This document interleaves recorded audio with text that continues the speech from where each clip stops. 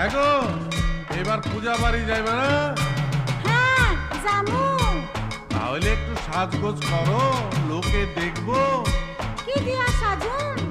এইবার কিছুই তো দিলা না। কেমনে দেমু? এবার পূজা বোনাসও পাইলাম না, তোমারেও কিছু দিতে পারলাম না। চাই না আমার রেশমি চুড়ি, চাই না